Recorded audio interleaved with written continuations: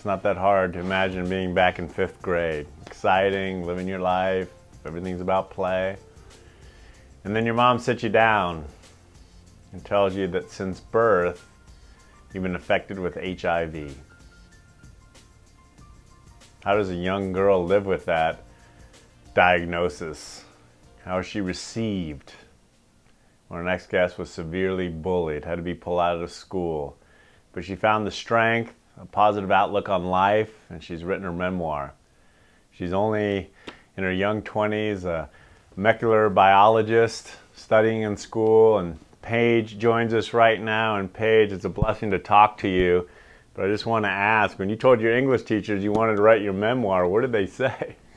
My English teacher, she just kind of looked at me, and I think I personally didn't think it was actually going to become an actual book and be able to see my face on the front of a book. It was always just a dream of mine. I was like, okay, I want to write a book. I loved sharing my story, and so this memoir was just my way to get it out there and to educate people on HIV and advocate against bullying. And so I don't think my English teachers in high school really had the same thing until they actually have seen the book now, and they're like, wow, you actually did write a memoir. Well, we're all blessed that you found the courage to write this book. So many of us need to read it.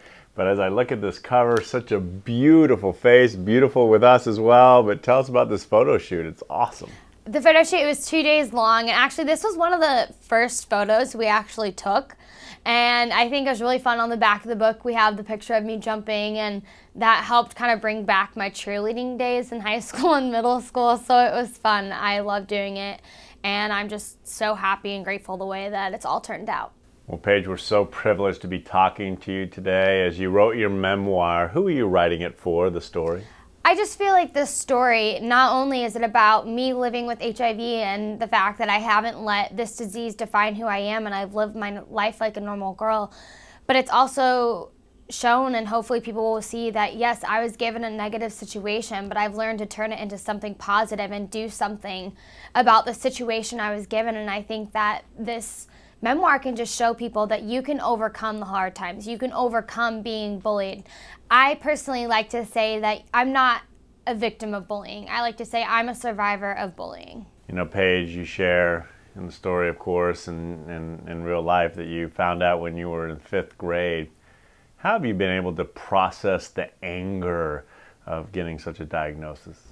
I think when I first found out that I was HIV positive, I was in 5th grade, I didn't fully understand what it meant to be HIV positive. I didn't know that there was that stigma out there.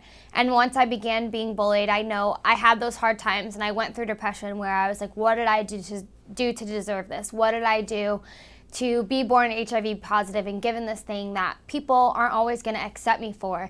And the way I've learned to look at it, as I feel like everything happens for a reason, and that I ended up HIV positive so that way I could be out there and show people that it's okay to tell people that you're HIV positive. It's okay to tell people that you have an illness or whatever else is going on in your life, that people shouldn't bully you or look down upon you for any reason for it.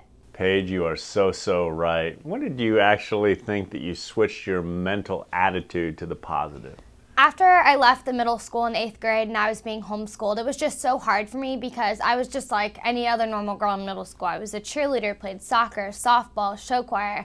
So all of those things, and then being homeschooled and just being such an outgoing person, being home every day was not my cup of tea. I didn't like sitting at home, and I just wanted to be at school and having that involvement. And so that's when I realized, okay, the way I was treated was wrong. It's not fair that I have to sit at home, and you know, the kids that bullied me, they're able to go to school and live a normal life. And so that was when I realized I needed to do something. I didn't want to have to see anybody else go through what I went through, and that's when I decided I have to be that person to step up and let people know that the way I was treated was wrong. What did those angels, those special people in your life mean to you, and how did you draw strength from them?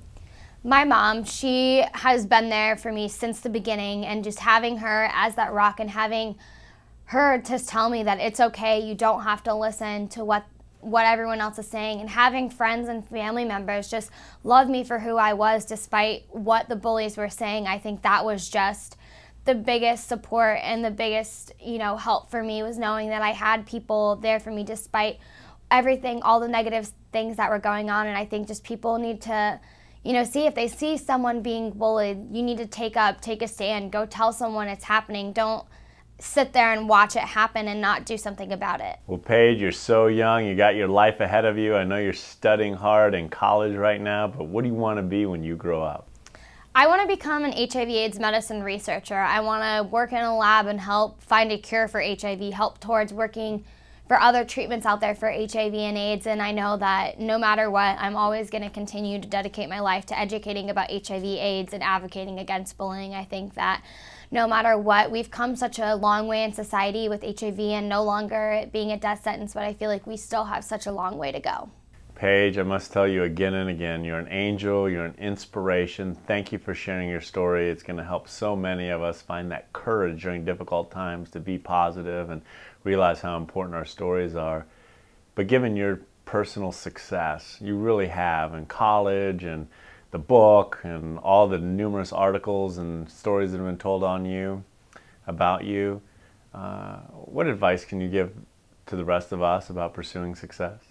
Just don't give up. I think that no matter what, I've gone through so much, and there were times where I was like, why am I doing this? What did I do to deserve all of this to happen? And I think just thinking about the other people out there and being able to give other people courage and inspiration to go out and reach their dreams is just what's helped me along the way. And just so if you have a goal or if you feel that you have a story you need to share, go out and share it. There's going to be at least one person that can relate to what you're saying or knows what you were going through, and it could possibly help and save another life. We are so grateful for you, your heart, your caring heart, your ability to see the positive in what might be seen as a very negative situation. And thank you for finding the courage to write this story. Thank you so much, and make sure to check out the back of the book. There's more resources for HIV, bullying, suicide prevention, and just more information to get everyone informed.